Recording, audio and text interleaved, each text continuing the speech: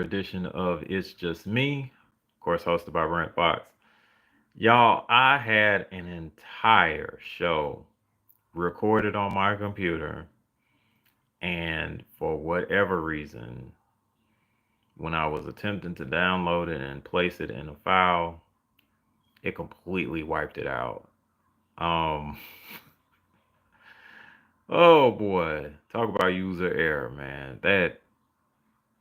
Yeah, if anybody's ever experienced something like that to where they recorded a whole show and it literally just went to waste, I'm sure I'm not the only person that has gone through that as a content creator. I probably am not going to be the last either. So, just be careful with your editing and protecting your work. All right. So what I'm gonna have to do now is pretty much compress the show. Um, so basically, I was doing a 20 by 20, and of course, I wanted to discuss the Tyson Fury versus Alexander Usyk fight. Now, just to kind of sum this up, I was able to watch and then take notes from the first fight. I shared those notes on the video that I actually recorded and also went through like a game plan and schematics on how each fighter can actually win. I am still going to do that. I'm not going to go round by round like I did when I recorded my video. But basically, what I'll do is sum it up this way. Um, the first round, Usyk basically won, and I'm referring to the first fight. So the first round of the first fight between Alexander Usyk and Tyson Fury, Alexander Usyk won that first round. The second round was pretty much a toss-up, so it could have been anyone's round. Me personally, I picked. I still picked Usyk to win that particular round, so Usyk already has rounds one and two. Tyson Fury did actually make a strong case in rounds three and four. Um, Five was a good round for him too, I believe. Um, oh, okay. Well, happy birthday, um, Deshaun. Happy birthday. And I think the sixth round, I believe he won that one. Seventh round, I believe, went to Usyk. Eighth round, I also had for Usyk. Ninth round was definitely a round for Usyk because he knocked down Tyson Fury in that fight. 10th round, uh, also Usyk. 11th round, also Usyk. Championship round was also Usyk. Um, oh, well, okay, hello, motivation. And then Kenny, hello. Um, but yeah, I actually had um the majority of rounds for Usyk in that first fight. Um, Now, just to kind of sum this up, the second fight seems to be probably a little different. Tyson Fury is going to put on more weight, supposedly. Gonna put on more weight. We'll see when he gets on the scale. And then Alexander Usyk is a little bit lighter. Now, I don't think that it's going to be as much of a factor as it was with the second and third Deontay Wilder fights for Fury when he put that weight on. I think because Usyk is a cruiserweight moving up to heavyweight, and he's already used to fighting guys that are a lot naturally bigger than he is, I don't think that that's actually going to be an overwhelming issue. He does need to be cautious though, and I'll explain why here in a bit. Now, Usyk also, because he's coming in lighter, may be able to be a bit more quicker or faster and be able to just kind of evade uh, Fury a little bit more if he chooses to do so. Now, the keys to victory, of course, for Tyson Fury are this. Tyson Fury, since he comes in at a height and also a weight advantage, regardless of whether or not he actually gained this particular weight that he's discussing, um, can do this. Of course, clinching and leaning on someone, unfortunately, is a part of boxing. It is not a glamorous part of boxing, but it is a part of boxing to where you could actually just utilize that to wear your opponent down. When you are also heavier, hello, Warren. And then also when you are heavier, hey, Jared, what's happening, man? I'm just breaking down this Fury Usyk fight, brother. Thank you so much for stopping by, man. Um, when you're heavier than your opponent, you can literally just kind of put that weight on them, and it actually be a factor. Now, as I mentioned, Usyk is used to fighting larger fighters than himself because he's moving up a weight class. That being said, I don't again think that it's going to be that detrimental to Usyk, but I do think that that is something that he needs to be cautious of. And of course, when you're heavier, your shots are heavier too. So I think that those particular shots that Usyk actually took very well to the body could potentially affect him more if Tyson Fury actually does pick up this weight that he was actually talking about. Um, I think that also Fury can utilize his length pause. And basically, what I mean by that is being able to keep someone like Alexander Usyk at the end of your punches. For example, if someone is actually shorter than the other person, what you want to do is just use shots like a jab to kind of keep them back, and then just a straight right hand to just kind of keep them back or keep them honest as well. You want to throw more straight shots to just kind of keep the guy at bay. And then when he comes in, you can use an uppercut and a hook to actually just do a lot more damage. Um, but and Tyson Fury also utilizes his movement very well for someone to be that size. And then, no, he utilizes it for anyone. I'm not gonna discredit him as a fighter. Um, but he utilizes his movement very well. Now, what I would also say with Tyson Fury is that despite his antics and all of this other stuff that he actually does, he can be very clever. He can find a weak point on an opponent and exploit that weak point until he eventually wins. We have, and as a Deontay Wilder supporter, which I'm not going anywhere despite what happened those last few fights, as a Deontay Wilder supporter, I've unfortunately seen that firsthand, where an already damaged temple, and we're not going to get into why that was damaged, but an already damaged temple that Deontay Wilder had, um, Tyson Fury targeted that area with a clubbing right hand, and then eventually um, knocked out Deontay Wilder in the 11th round of their third fight. So Tyson Fury is actually very good at finding and exploiting weaknesses on opponents. So I think that that's something that Usyk needs to be well aware of. Um, Another thing that Tyson Fury likes to do, of course, is do the rabbit punches to the back of the head.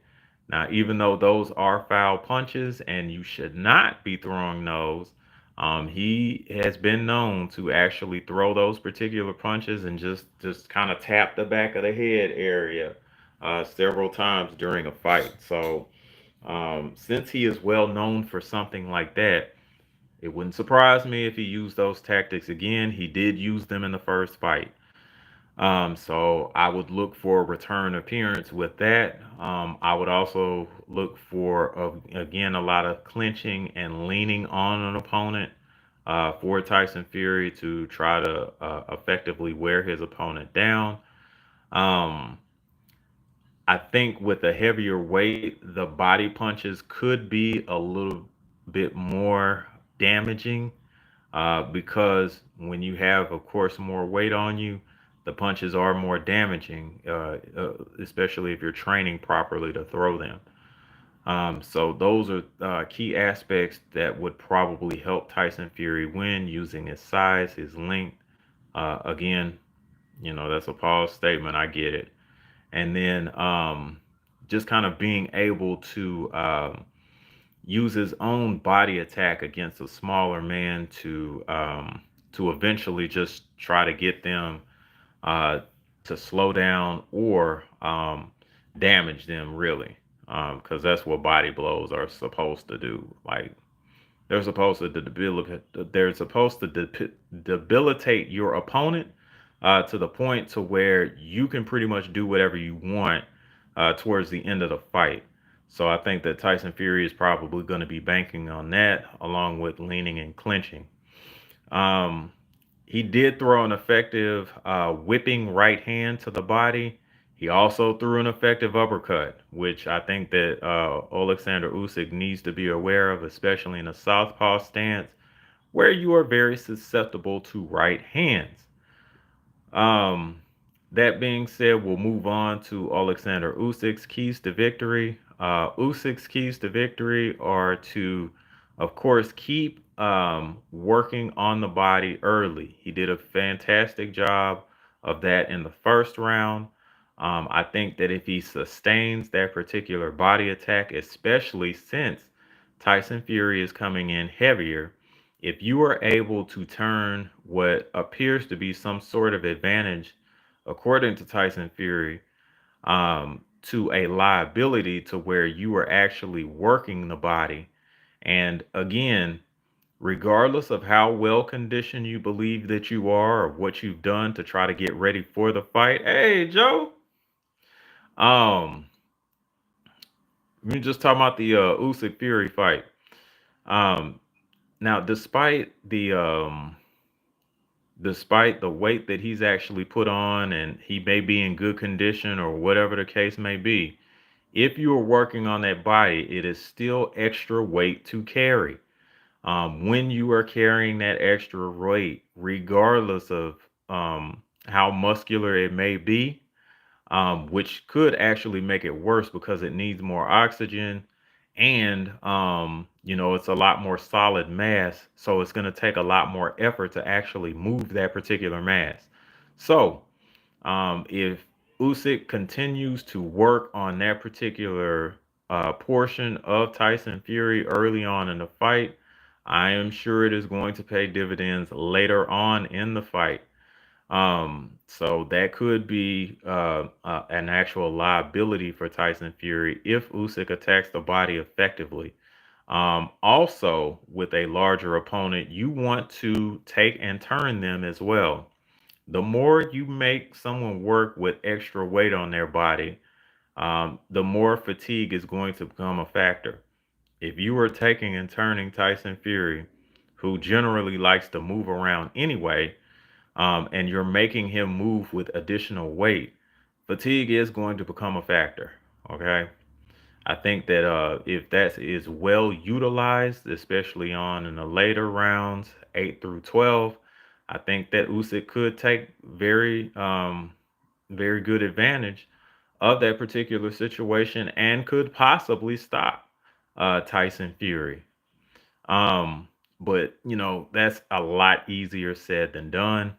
But I do think that using that particular weight against someone like that is going to be an effective strategy, especially if you came from a smaller weight class and you're moving up. All right. So, with that, what I would probably say, as far as maybe who could possibly be a winner in that particular fight, um, if I'm looking at this objectively, okay, and I'm just looking at the actual aspects of one fighter against another fighter. This has nothing to do with whether or not I like these guys personally or anything else like that. I am looking at this objectively. Um, What I will say from experience is that you do not want to give a fighter like Tyson Fury a second chance at anything. I think that I think unfortunately for his opponents, he is able to find a way to use things to his advantage to win. Okay, I'll say that as cleanly as possible. Those of you that know can read in between the lines. So yes, if he's able to use things to his advantage, then he would be able to win the fight. Daddy, Give me can just you a help sec. me to one back to a 12? Okay, give me just a second, son. All right. So, that being said, I think Tyson Fury could actually win the fight. It would not surprise me though that if Usyk were very resourceful and was able to use the additional weight that Tyson Fury is supposed to have on him against him, Usyk could probably get a very late round stoppage. So, that being said, uh, in all like in thinking objectively, I would probably have to say on paper Tyson Fury is a little bit more versed to win, but I think intangibles included, Usyk could probably win again, and then could possibly also stop Tyson Fury late. Um, I do. Oh, okay. Well, yeah. Well, Sean, you got a shout out from your Uncle Joe. So, You got trash. okay, all right, I got you. All right. So with that being said, the more logical aspect of it has unfortunately Tyson Fury winning the rematch, creating a trilogy. Um, the more intangible side of it is that Usyk could actually win by late round stoppage, but I will let you all decide. Thank you so much for tuning in to a special 20 by 20 edition of It's Just Me, of course, hosted by Brent Fox and I guess my special guest. What did you say? Yeah, and my special guest. So, thank you all so much. Happy holidays to you all. I don't think that I'll be hosting the show next Thursday, so happy holidays to everybody. And until then, until the next time I record,